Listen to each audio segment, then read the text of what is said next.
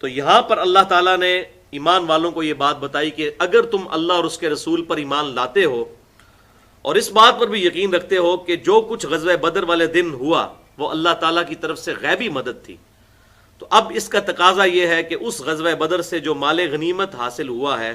اس کا 5واں حصہ اللہ اور اس کے رسول کے لیے خاص ہوگا، اور پرٹیکولرلی رسول اللہ صلی اللہ علیہ وسلم کے رشتہ داروں، یتیموں کے لیے، مساکین کے لیے اور مسافروں کے لیے، یعنی وہ پول میں آ جائے گی رقم 5واں حصہ، یعنی 100 روپے میں 20 روپے سمجھ لیں۔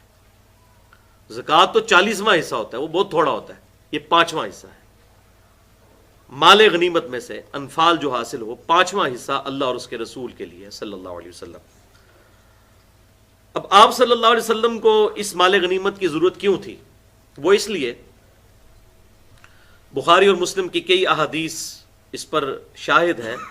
اور اہل سنت اور اہل تشیع کا اجماع ہے کہ جو محمد اور آل محمد ہیں صلی اللہ علیہ وسلم ان پر صدقہ اور زکوٰۃ حرام ہے۔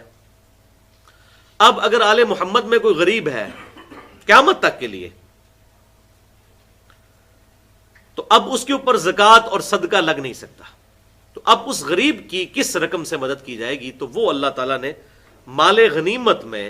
جو کافروں کے ساتھ قتال ہو اور اس میں جو مسلمانوں کے ہاتھ مال آئے اس کا 5واں حصہ بیسیکلی اس کے لیے وقف کر دیا۔ یہی خلفائے راشدین کا طریقہ تھا۔ آپ صلی اللہ علیہ وسلم کی وفات کے بعد بھی خلفائے راشدین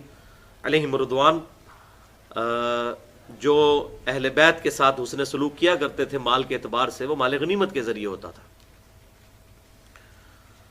اب بدقسمتی کے ساتھ دنیا میں مسلمانوں کی وہ نہ تو عزت رہی نہ وہ ایسے معاملات رہے، تو اس وقت اب اس پہ اجتہاد کرنے کی ضرورت ہے کہ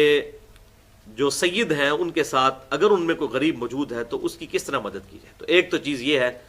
کہ بغیر زکوٰۃ کی نیت کے اور بغیر صدقے کی نیت کے ویسے فرینڈلی ان کی مدد کی جائے، آل محمد کی صلی اللہ علیہ وسلم، کیونکہ صدقہ اور زکوٰۃ ان پہ لگ نہیں سکتا۔ ویسے تو آپ ان کو گفٹ کر سکتے ہیں، ہبہ تو کر سکتے ہیں، جو چاہے کر سکتے ہیں۔ اچھا،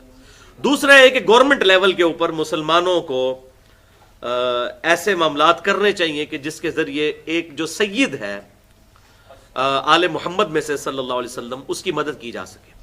اب اس میں اس چکر میں بھی نہیں پڑنا چاہیے کہ یہ آج کل لوگ جعلی بن گئے ہوئے ہیں تو اصلی بن گئے ہوئے ہیں۔ بھائی آپ کو اللہ تعالیٰ نے اس چیز کا مکلف ہی نہیں ٹھہرایا کہ آپ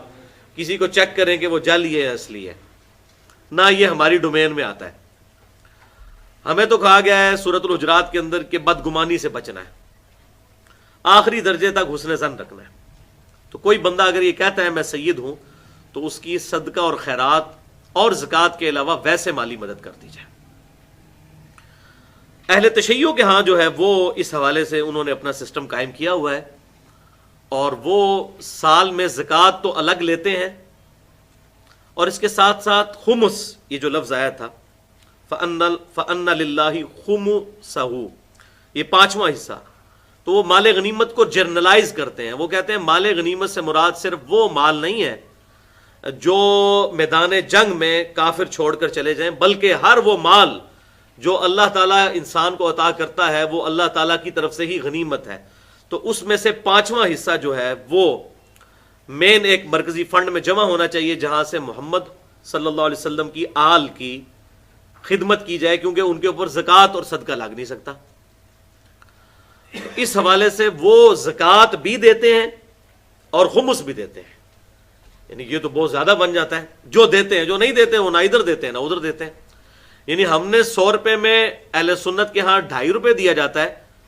وہ 100 روپے میں 22.5 روپے دیتے ہیں، 20 روپے خمس دیتے ہیں اور 2.5% وہ زکوٰۃ۔ اور زکوٰۃ کا تو نصاب اہل تشیع کے ہاں موجود ہے، وہی 7.5 تولے سونا یا 52.5 تولے چاندی، لیکن خمس وہ کہتے ہیں اس کے لیے نصاب نہیں ہے۔ چاہے کسی نے 100 روپیہ بھی جوڑا ہے سال میں بچت، اس نے اس میں سے 20% یعنی 5واں حصہ محمد صلی اللہ علیہ وسلم کی اولاد کے لیے دینا ہے۔ اب یہ معاملہ ان کے ہاں اس حوالے سے پایا جاتا ہے، اس لیے میں نے اس کو کی کلیریفیکیشن ضروری سمجھی کہ خمس جو ہے وہ اس فارم میں ان کے ہاں پایا جاتا ہے۔